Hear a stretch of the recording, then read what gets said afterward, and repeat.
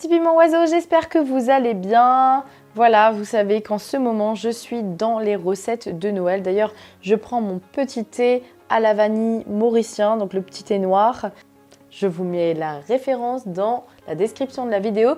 Avant de commencer toutes ces recettes, puisque je vous prépare de très belles recettes, on va faire un foie gras mi-cuit, un pain d'épices, vraiment superbement bien dosé en épices, bien moelleux, avec un fabuleux chutney de mangue à la mauricienne, donc qu'on appelle le sacré manga, qui ne se mange pas du tout avec du foie gras à la base, mais que moi j'ai réadapté. Voilà, donc mettez-moi un petit pouce, abonnez-vous à ma chaîne si ce n'est pas déjà fait, activez les notifications et mettez-moi un commentaire.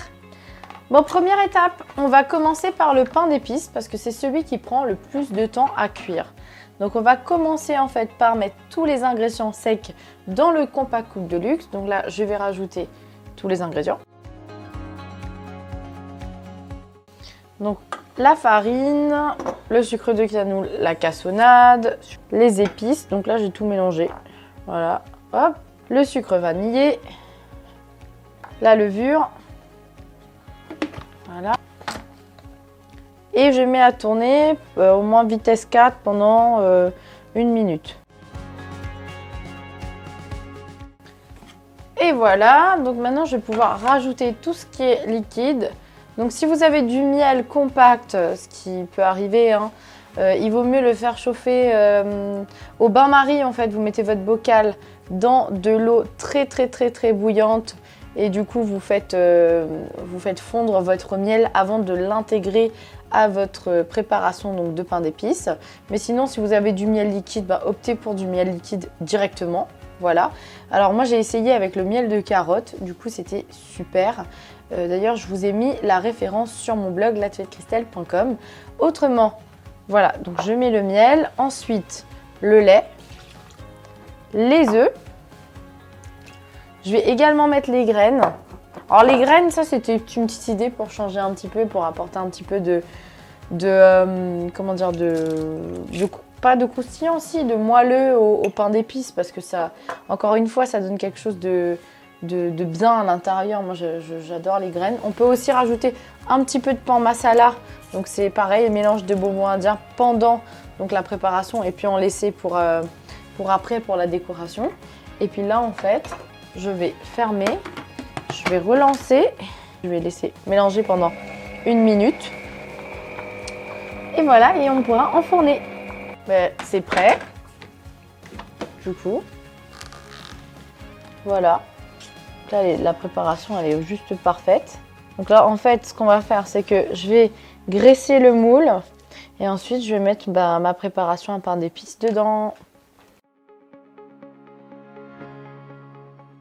Du coup, je vais aussi fariner légèrement le fond de mon moule comme ceci. Voilà. Juste pour garantir en fait que ça accroche pas. Et ensuite, je vais pouvoir mettre ma préparation. Donc là, hop. Hop.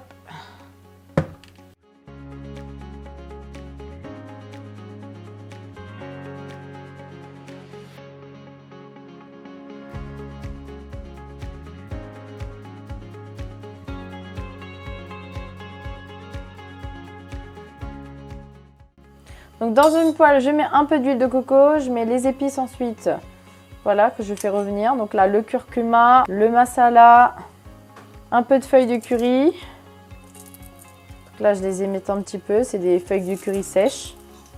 Voilà. Je mets mes graines de moutarde, un petit peu de piment. Je mets ensuite mon sucre. Donc on va faire comme un petit caramel épicé en fait. Donc, faut pas mettre très fort le feu. Déjà, là, vous voyez, là, les petites graines de moutarde sont en train d'être torréfiées. Du coup, en train de sauter un petit peu comme du popcorn. Donc là, il y a une petite attaque de graines de moutarde. Et là, je vais mettre un petit peu d'eau aussi.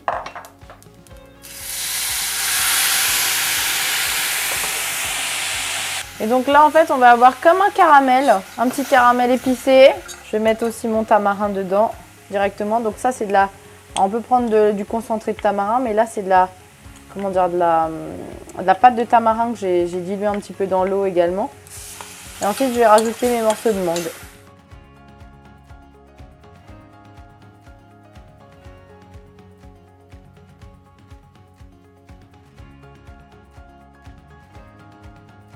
Bon les amis, on va commencer par vraiment concasser en fait nos graines de poivre. Alors vous pouvez prendre du poivre sauvage de Madagascar, du poivre de ce que vous voulez. Alors poivre de Timut, peut-être faut éviter parce que le foie gras il aura vraiment trop un goût sinon de pamplemousse, etc. Mais en tout cas, le poivre de Campote, un des meilleurs poivres du monde, au monde, c'est vraiment un poivre qui a du goût et que j'aime beaucoup, avec les baies roses évidemment. Donc là en fait, on va commencer par vraiment écraser dans ce mortier donc les épices. D'ailleurs, si vous aimez mon mortier, je vous mets la référence donc dans la description de la vidéo parce que c'est franchement pratique d'en avoir un sous le coude pour pouvoir écraser ses épices ou encore son poivre. Et voilà, j'ai pris un foie gras qui est déjà éveiné. Alors c'est pas très compliqué à le faire, mais si vous en trouvez, ça se vend un petit peu partout. Vous pouvez aller dans une boucherie également, dans une ferme, commander votre foie gras. Et voilà, donc là je vais faire des tranches. Je vais commencer par faire ça comme ceci. Des tranches que je vais assaisonner pour ensuite tasser dans une terrine. Alors on va voir si ça rentre dans 2 ou une terrine. Mais là, voilà, on a un lobe qui fait 500 grammes. Et ensuite, je vais les assaisonner. Donc avec le poivre là. Et d'ailleurs, je vais assaisonner également. Donc vous pouvez prendre de la fleur de sel, peu importe d'où. Hein. Là, j'ai du sel bleu là, de Perse. Je trouve ça super joli. Donc je vais en mettre un petit peu de chaque côté. Alors j'ai dit de chaque côté, mais en réalité, pas vraiment. Parce que quand ça sera empilé, bah ça s'assaisonnera tout seul en fait. Vous allez voir, je vais vous montrer un peu comment je fais. Mais j'ai une petite méthode pour bien le faire. Voilà. Et ensuite, je vais finir par un mélange d'épices à foie gras. Donc pareil, je vous mets les références dans la description de la vidéo. C'est très facile hein, de faire son foie gras soi-même. On n'ose pas se lancer, mais en réalité... franchement, si vous vous y mettiez, vous verriez que c'est ultra simple. À la maison, donc ils sont fans de mi-cuit, donc je le fais de cette façon. Je le fais également en poêlé et c'est vraiment délicieux. Là, je remets un petit coup d'épices parce que j'aime bien quand c'est épicé. Alors, là, je regarde du coup. Vous voyez là, ça a bien compoté. Ma mangue, elle est bien... Voilà, ça commence à bien cuire. Donc faut vraiment pas hésiter à laisser caraméliser, compoter 10 à 15 minutes. Là, je pense qu'on peut laisser encore un petit peu. Ça dépend si vous aimez les morceaux ou pas en réalité. Avec une fourchette, on peut écraser. Mais là, vous voyez, ça commence à bien caraméliser, compoter. Ça a l'air vraiment très bon. Voilà. Je vais pouvoir en fait couvrir et en fait je vais éteindre. Comme ça en fait ça va continuer avec la vapeur à cuire. Et pendant ce temps-là, bah, en fait tout cuira en même temps. Le pain d'épices finira de cuire et aussi le foie gras qui va cuire avec une température différente, un peu plus basse, mais pas longtemps. Alors déjà je vois que ce côté-là c'est pas assaisonné. Je vais combler. Tac, je vais assaisonner là. Je vais remettre un petit coup de poivre au fond, en réalité. Voilà. Là, le côté de l'assaisonnement, il va aller au fond comme ça. Je vais tasser un morceau au fond. En tassant bien. Alors, il faut savoir que on va le cuire au bain-marie.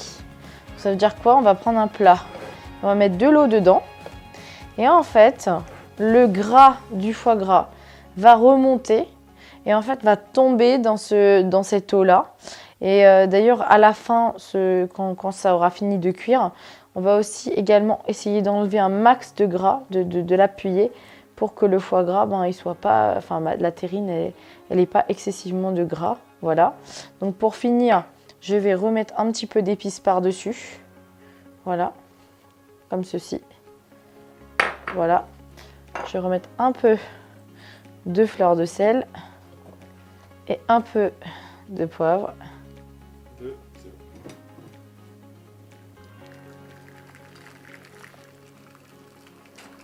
Donc là, je mets de l'eau, je mets donc mon petit plat dedans là.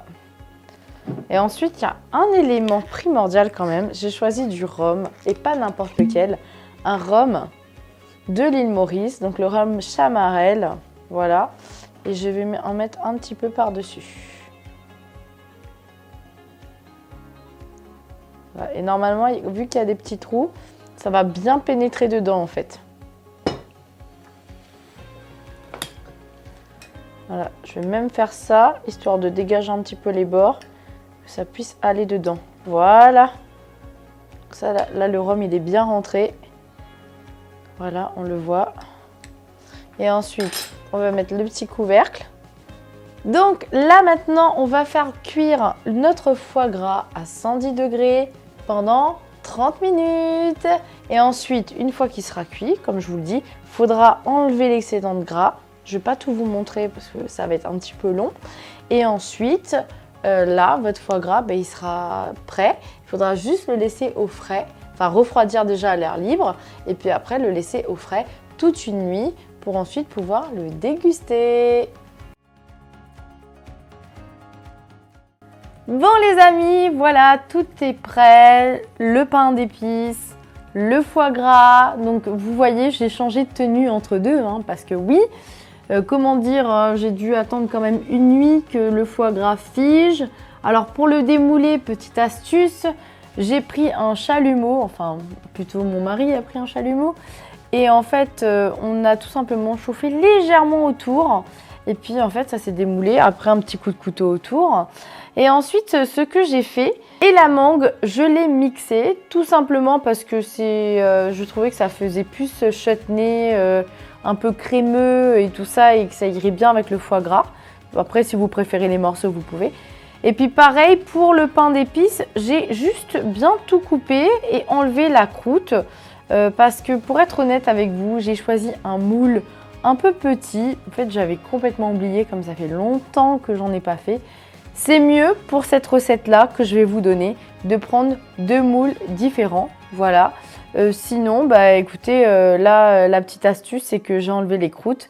Et mon mari, le matin, il a décidé d'en prendre au petit déjeuner dans son lait. Voilà, en les mettant à tremper. Ou même, vous pouvez faire du pain perdu avec, pourquoi pas. Voilà, soyez créatifs. On se fait plaisir pendant les fêtes. Là, pareil, pour découper le foie gras, j'ai utilisé voilà, le fameux fil à foie gras. Et puis sinon, on va passer au moment de la dégustation. Que pensez-vous? Parce que là, j'ai vraiment envie de goûter. Et avant de goûter, je vais vous demander quelque chose. De vous abonner à ma chaîne, de me mettre en commentaire pour me partager vos idées de repas de fête, pourquoi pas. Et puis, un j'aime à la vidéo. Voilà, et je vous dis à très bientôt mes petits piments oiseaux.